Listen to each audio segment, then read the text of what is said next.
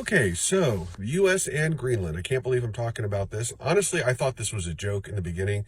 I thought it was something Trump was doing to rile up the base. I thought it was kind of funny.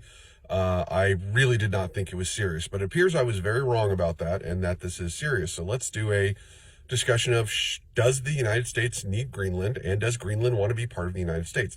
Let me do them in reverse order. First question, does Greenland want to be part of the United States? No. Greenland just had an election. Pro-independence party won. That party has, after they won the election, promptly put out a statement saying, and I quote, "We do not want to be Americans." They called out Trump by name. They said they did not want anything to do with him. There was an explicitly pro-Trump party that wanted to join with the United States. They got less than 1% of the vote. No, Greenland does not want to be part of the United States. For further evidence of that, the United States, believe it or not, has a consulate in Greenland. There have been several protests. At one point, over 10% of the population of Greenland at one time was in front of the United States consulate protesting, saying they did not want to be part of the United States. By the way, back to that pro-independence party, they want to be part of Europe. They've said they want to gradually achieve independence from Denmark, and they want Europe to be their security guarantor and to be who they economically integrate with. So I know a lot of right-wing influencers were saying that the election proved that Greenland wanted to be part of the U.S. The complete opposite is true.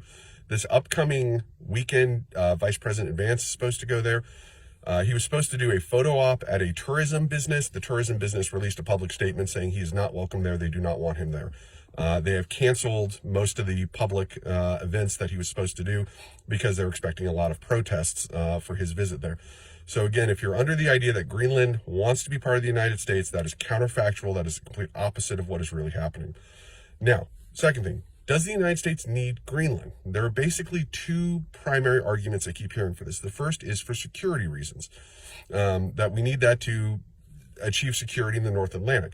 So let's take an examination of that. First off, the United States has had a military presence in Greenland since World War II.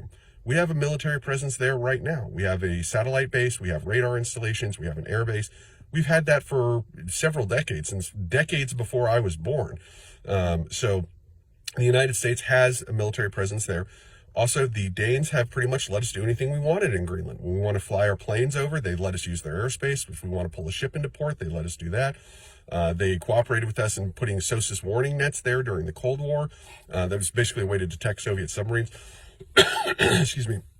So, if we were to acquire Greenland, we would be able to do all the same things that we are currently doing right now. Another thing another idea of the security, why Greenland's important for security is the idea, global warming is going to open a northwest passage around Canada and allow for China to do shipping and naval activity up through the Straits of Alaska around Canada and come out down into the North Atlantic from the Arctic. And the idea is, we need Greenland to serve as a way to kind of put a cork in the bottle to keep China out of the North Atlantic. If that is true, one, if we need to interdict Chinese shipping or naval activity in the North Atlantic from Greenland, we can literally do that right now today. We've had that capacity for decades because we have a military presence in Greenland right now today. The second thing about this theory that I don't find very persuasive is the idea is that we would allow Chinese shipping and naval activity to transit around hundreds of miles of Alaskan coastline, then transit around hundreds of miles of Canadian coastline, thousands of miles total. By the way, up until 5 minutes ago, Canada let us do anything we wanted on their Arctic border. We used to have something called the Dew Line in the Cold War, radar stations and whatnot. I'm not sure with the current state of relations if they would, but historically, if we wanted to do something up there, they just let us. So the idea is that we would allow all this activity to pass hundreds and hundreds of miles of American coastline and hundreds of miles of Canadian coastline, and only when it got near Greenland would we move to interdict it.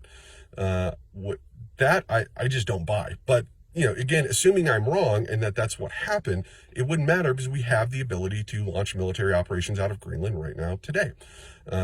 Okay, so next point for Greenland that I keep hearing is minerals. Greenland has a lot of mineral wealth. This is true. There's rare earths, there's oil and gas, there's all kinds of things in Greenland. Two problems. One, 80% of Greenland is under an ice sheet. It is under a glacier. So if you want to mine in Greenland, 80% of it you got to go through a glacier. Second problem is it's in freaking Greenland. good luck running a mine up there. There's currently one active mine on all of Greenland. The United States has had mining rights, has had our current treaty of mining rights since 2019. In the 6 years since we've had the ability under the current law to go and mine in Greenland, not a single American company has set up a mine in Greenland. China tried in the mid-2000s or mid-2010s to set up mining in Greenland. They bought a bunch of old licenses that European mining companies had that they had never used. All those licenses were revoked in the early 2020s because China never used any of them. Because even with millions of dollars of Chinese government subsidies, no Chinese mining company could figure out how to make an economically viable mine in Greenland because it's in freaking Greenland. Ask yourself this: if someone said, hey, I want you to go work your job and you have to move to Greenland, where does the bidding start for you? What is that going to cost? By the way, mining is incredibly electricity intensive. Greenland has a population of a little over 50,000. They do not have anywhere near the electrical production capacity to run any large-scale mining. You would have to build power plants, big ones, in Greenland and transmission networks first before you could even start your mines. Another thing to think about for this, we have to have Greenland. Denmark loses over $500 million a year running Greenland. It is a money loser. Now, I understand in the United States, it's been $7 trillion a year. What's 500 million? It's nothing. It's not even a rounding error. But there is a lot of obsession right now with the idea of we can't be involved in anything outside the continental United States where we lose money. This is a money loser. All we're going to do is lose money on it.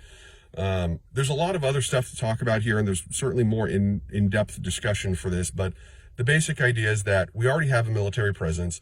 If we're going to interdict shipping in the North Atlantic, why wouldn't we just interdict it around Alaska? And lastly, we can go get all the minerals we want from Greenland right now, but we don't do it because they're in freaking Greenland.